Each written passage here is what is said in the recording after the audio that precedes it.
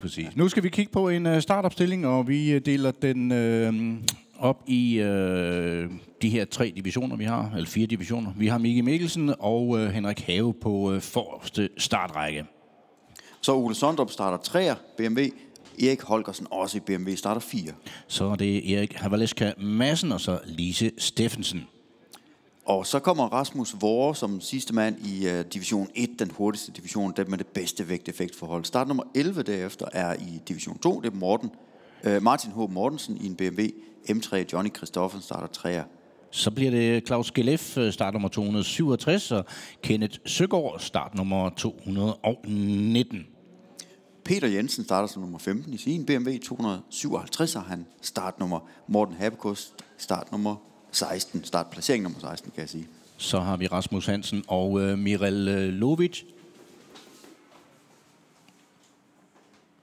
Og derefter Michael Scharstein og Ole Klitgaard. Så har vi Jimmy Bob Søgaard Jensen og Theis Mikkelsen. Stefan Lorentzen i Citroën Saxo og Preben Møller Jørgensen i BMW. Preben P2, eller Preben Kørelærer, som han blev kaldt. Og så Henrik Munk Thomsen.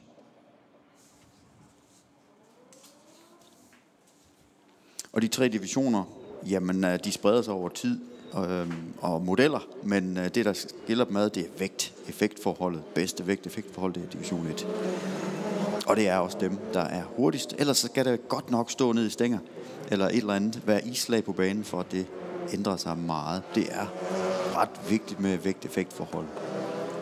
Men vi ser en gang imellem, at nogen blander sig fra en lavere division op imod de hårdere. Ikke her i starten i hvert fald, hvor Micke Mikkelsen kommer rigtig godt afsted. Men på ydersiden blev han angrebet af Henrik Have, som ikke kunne gøre det helt færdigt. Så nu har vi 3 BMW'er i spidsen. Bedste ikke BMW, det er Erik Havaleska Madsen i Mini Cooper, som jo egentlig også er en slags BMW. Ja, det må man nok sige, ja. Og hvis man ikke er bilnørd og tænker, hvad mener han med det? Jamen, BMW ejer Mini. Lige så vel som de også ejer Rolls-Royce. Ja. Og mere. Ja, sikkert et eller andet mere. Men sådan er det jo med de her bilproducenter, konglomerater, eller hvad pokker man skal kalde det. Ja, når man på en vis politisk fløj, så vil man jo kalde de multinationale. Jeg kalder dem jo bare de internationale. Ja, de multinationale. BMW er stadigvæk temmelig tysk. Bayerische Motorenwerke, som det står for. Og det er meget passende, når vi nu har de her... sagde, at egentlig de var M3'er, de fleste af dem. Det er, den førende bil er faktisk ikke en M3. Det er en BMW kompakt, Micke Mikkelsen kører i. Nu bliver han så også angrebet på indersiden, og det gør... jeg skulle til at sige, det gør han færdigt, men nej. Der var en overhængende risiko for fysisk kontakt mellem de 2 biler, og jeg tror altså nok, Preben Møller, han trak følehånden til sig for at undgå det. Og der er det jo egentlig lidt sjovt, synes jeg faktisk, med BMW Kompakten nu. Vi er i gang. Ja, altså I må undskylde, jeg kære tilskuere, at I har indløst billet til vores kaminpassiar her, men vi kommer lidt rundt omkring og ud af nogle tangenter og så videre. Men kompaktmodellen, den ser jeg lidt som deres forløber for den senere 1-serie. Altså en mindre indstigningsmodel, ved simpelthen, man fjernede bagagerummet. Og det var jo den model, som blev kendt som, at alle dem, som købte den, jamen, de bakkede den ind i carporten. Ja, så man ikke kunne se, at det var en kompakt. Ja, det er faktisk en meget god pointe. Jeg vil sige, jeg ser den egentlig ikke som en forløber for 1-serien, fordi 1-serien var jo sin helt egen model, hvor kompakt, altså den ser jeg som en billig udgave af 3-serien. Og det er jo også lidt det, jeg mener med forløberen, ikke? At man forsøger ligesom at sige, okay, jamen, vi vil gerne have en, vi vil gerne have fat i folk, så de kan få den her freude om faren med BMW og blive glade for mærket, og så senere, ja, købe en mere. Ja. Det var Henrik Have, der lige stod sidelæns her under nedbremsningen fra en tredje placering. Men sådan lidt på tværs for enden af langsiden. Fordi altså, de fleste, eller mange, med dig som den helt store undtagelse, er jo meget lokale, eller loyale. Altså, har de faldet for en bilmodel eller bilmærke, jamen, så bliver de der. Altså, du skal jo prøve, altså... Jamen, jeg har den mission i livet at prøve flest mulige biler nærmest. Lige præcis, ja. Så længe de ikke er nye. Ja, så længe de ikke er nye. Men så alligevel den BMW, du kører rundt i...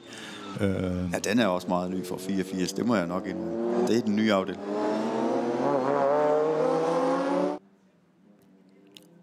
Altså købt meget, meget tæt for Rasmus Vores velkomne her i hvad hedder det, rundkørslen oppe ved Erlandsvej og Vognmagervej. Lige ved at tage kejler. Men altså, som vi har snakket om så ofte før, det er en af hemmelighederne ved en hurtig omgang. Det er altså at bruge hele asfalten. Man ser tit, når folk kommer på en racerbane for første gang, så kører de nærmest ligesom de kører ud i trafikken og bruger kun den ene del af vejbanen, men... Og det vil sige, at de ligger midt i sporet. Ja, midt i sporet, ja. Men det gælder virkelig om at gøre. Der er en, der har gjort kurven lidt for bred her. En af Lovic-brødrene, jeg tror, det er det Miral eller det Mirza, som altså har haft en afkørsel her for inden Blytækkervej, tror jeg nok, det er.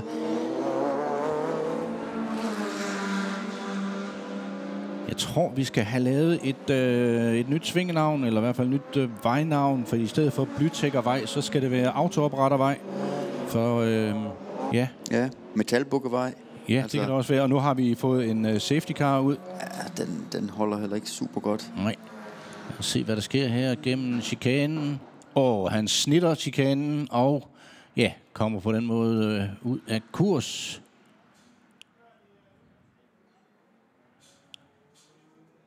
Og så er det jo så ikke heller helt ved siden af, at når man kigger lidt på BMW-logoet, hvorfor det er udformet som det er, fordi en sort BMW her som lettere flyvemaskine. Og hvad er der lige det med BMW-logoet, Claus? Jamen, det blå-hvide logo minder meget om en propel, når man ser det forfra. Og der var det jo således, at Bayerische Motorenwerke, jamen, de lavede jo flyvemaskinemotorer, inden de gik i gang med at lave biler. Det gjorde de nemlig. Og hvornår var det, de startede med at lave biler?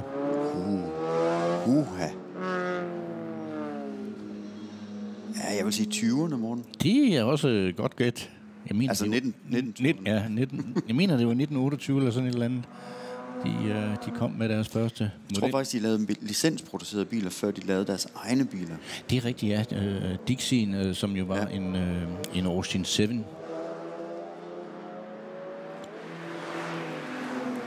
Men så er ringen ved at være sluttet, da de købte Mini og begyndte at lave biler.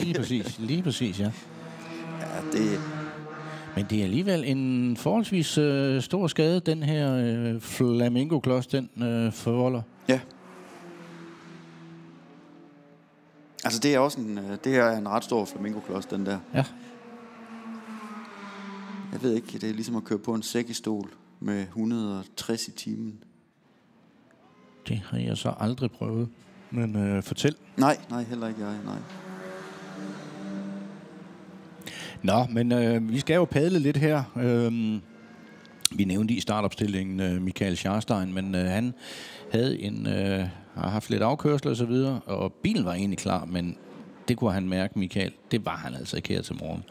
Og det galt jo om at have det sjovt, som han siger ude på banen, og det er der altså ikke meget sjov ballade ved, hvis man er helt øm i kroppen, og det bliver kun værre. Altså, hvis du vil være sikker på at have en rigtig dårlig ryg, så start med en svagt dårlig ryg og sæt dig i en racerbil. Så er du sikker på, at det er en succes. Og så har vi nok også lige misset lidt en gang imellem, hvem der er i den forreste bil, altså med startnummer 112. Det er jo faktisk ganske nemt at se. Altså hvis man kigger på bilen, den hvide BMW Compact, jamen så har chaufføren jo så for, at der er et selvportræt på bilen. Det har jeg faktisk ikke bemærket. Nej, men prøv så. Jamen, jeg er overbevist om, at været ufattelig dygtig til at ramme de biler, vi lige snakker om. Ja, startnummer 112, som må være den, der ligger forrest i feltet. Ja, men når du ser det, så vil du også vide, hvad jeg lige tænker på der. Men vi skal selvfølgelig nu sidder vi og venter her lidt på, at vores tv-produktion lige får fundet billeder af startnummer 112, men det tror jeg kommer lige om lidt her, når de kommer rundt her. Altså til gengæld fik de bladret sig med deres Action Speed drone, som har stået for nogle fantastiske optagelser, når at, den er i stand til at følge bilerne ned af langsiden, igennem kurven ud af langsiden. Det er faktisk nogle ret fede billeder. Der har vi så netop Mickey Mikkelsens bil, og ja, med startnummer 112, og jeg prøver at kigge godt efter, når den kommer rundt. Jeg sidder på tribunerne op på Agerlandsvej, eller befinder jeg op på Agerlandsvej.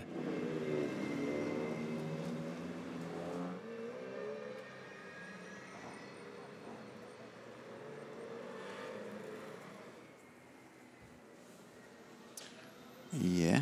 Ja, hvad siger du, Claus? Er det Mickey Mouse? Lige præcis. Det her er en stiliseret udgave af Mickey Mouse. Aha, ja. Og selvfølgelig skal Mickey Mikkelsen køre med den. At det så er en Mickey, der viser tænder.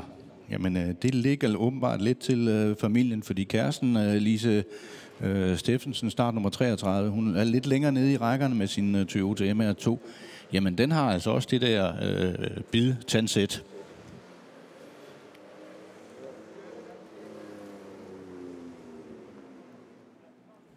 Og en meget rigtig fed bil også faktisk. Nu i går havde jeg ikke fået kigget rigtigt på den, hvilken MR2 det egentlig var, fordi den har været med siden 84, den første MR2 kom, men det er den tredje generation. Og det er tredje generation, okay. Ja.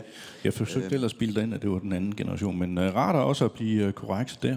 Jamen hun har også skiftet bil, hun har også kørt Youngtimer i mange år efterhånden. Jeg mener, hun startede i Hillclimb, det er også et andet sted at starte, men tredje generation af Toyota MR2 er jo en Spider. Hun kører så med en hardtop, og alle bilerne her skal selvfølgelig have fuldt sikkerhedsbur. Og jeg tænker egentlig også, reglementet siger, at man ikke må køre en åben bil åben her. Så hardtop på startnummer 33, Lise Steffensen, der egentlig også gør det meget godt. Det er jo ikke den samme division. Nej, hun kører i den såkaldte superdivision, og ja... Hvad er der egentlig lige at sige til superdivisionen? Er det kun for damer? Er det det? Jamen nej, det er særligt produceret standard- og GT-biler fra perioden. Uanset produktionstal kan godkendes til klassen. Og de skal godkendes individuelt. Og det er jo altså fordi, at generelt så siger man jo altså, at der skal der på de her biler, som ellers med i Youngtimer-klassen, udover det bilmodellen, skal have været i produktion før 1.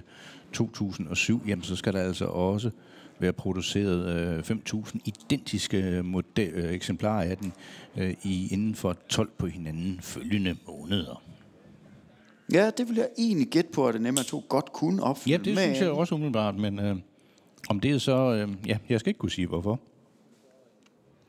Nej, men 5.000, det er jo serieproducerede biler, men begrebet serieproduceret bil, det er godt nok også elastik i metermål, fordi det har man jo i mange klasser har det været basis, men nogle klasser har det været 5.000 stykker. Gruppe A, mener jeg, det var også 5.000. Ja. Vi kommer til at se masser af gruppe A-biler senere, det er dem, der kører i 90'er-klassen typisk.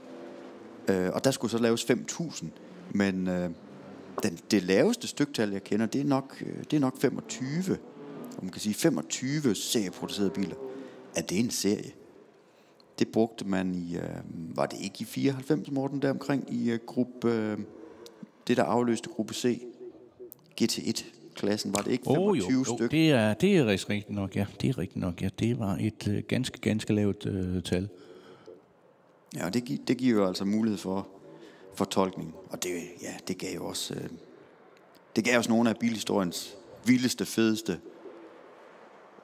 gadesportsvogne, hvis man kan sige det. Det var sådan lidt... Jo, men altså det endte jo også med, at var det 94, der var det en Dauer, der vandt 24 timers løbet på Le Mans. Ja, et af de helt store loopholes i reglementet, som nogen havde udtænkt. Ja. Og med til historien der er også det, at det jo faktisk var en maskeret Porsche 962, hvor at den tyske producent eller racerteam Jochen Dauer, han var begyndt at lave nogle gademodeller, og Jeg ved egentlig ikke, hvor mange han fik lavet, men Ja, men han solgte jo 4 eller 5 til sultanen af Brunei. Og nu er jeg nødt til, nu padler vi jo alligevel, så kan jeg jo lige så godt lave en reklame for vores YouTube-kanal, fordi jeg har lige interviewet Jochen Dauer. okay. Og det kommer der en fuld film om på vores Selected Car Investment YouTube-kanal senere, fordi historien er så god. Og hvis vi skal tage den, nu bliver det snart frit race, men lad os lige tage den fra starten af, fordi Porsche 962, det var en sindssyg succesrig, ren racerbil. Og på et eller andet tidspunkt, så det var i 90'erne, start 90'erne, og der var inflation i det her med superbiler. Og Jochen Dauer tænkte, jeg laver en gadebil ud af den her racerbil, det bliver godt. Og det lykkedes også, og dem solgte han så 5 af til sultanen af Brunei, og sikkert også nogle andre. Nu racer så frit igen. Og så blev der altså også indsat en enkelt eller to på Le Mans, hvor man endte med at vinde. Og det var det, der var det geniale. Så tog man netop en racerbil, der var konverteret til gadebil, og så konverterede man den tilbage til racerbil. Lige præcis. Vi er ude på det, der ligner næst sidste omgang her af Heat 2 for Youngtimer-klassen, og det er manden med de store ører, i hvert fald ud fra tegningen Mickey Mikkelsen, der er i front, start nummer 112 foran Henrik Have, og så har vi igen endnu en Suzuki, tror jeg. Ja, det er den anden Lovic-bror, det er Mirza Lovic, start nummer 351, det var Mirel, som vi så baller ind i Flamingo-kassen.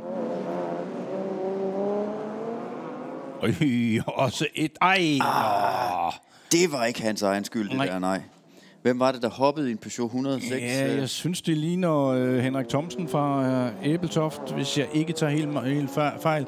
Ikke for at være forudtaget, men ja, det er jo sådan lidt på... Han er ellers vant til kuperede baner, for ham har vi jo set mange... Ja, det tror jeg, du har ret i, Henrik Munk Thomsen, som kører meget på Djursland, som er et stort hop, havde han nær sagt. Ej, det var ærgerligt for Lovic, så hele familien ude. Heat 2 i hvert fald. Det så... endnu en bil, der kører... Ja, det er Poloen med... Men det har været et spin. Johnny Michael Christoffersen. Men forestil dig... Og igen en spinner. Har der været kontakt med noget? Det er så start nummer 307, så vidt jeg kan se. Og det er så Ole Klitgaard i en Peugeot 106.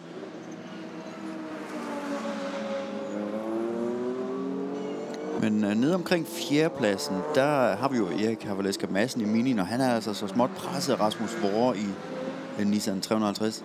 Der ser vi Poloen, som jeg troede var bare et spin, men den fik altså et lille puff som hjælp. Det gjorde den her. Det i gang. Det var vist på vej ind på Erlandsvej, så vidt jeg lige kunne se. Og mens alt det her det står på, så er vi altså nået til sidste omgang. Og Mickey Mikkelsen ser ud til at holde skansen. Og Henrik Have derefter, og så Ole Sondrup, men Erik Havaleska Madsen på fjerdepladsen holder også stand over for Rasmus Vore i Nissan 350.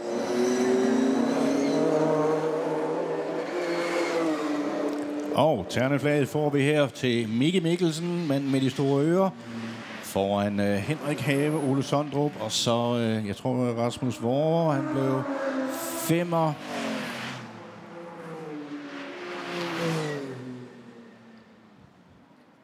Ja, lidt drama, lidt utilsigtet drama, kan vi roligt sige, både på den ene og på den anden måde her i feltet. Men igen fik vi jo altså set noget af det, som klassen er god til, nemlig noget godt, tæt race. Det var det sådan set ned igennem feltet. Mickey Mikkelsen ude foran var der bare ikke nogen, der rigtig kunne røre. Der var et par gode forsøg fra Henrik Have, og han får en revanche-chance senere i eftermiddag, når de skal køre deres sidste og afgørende heat.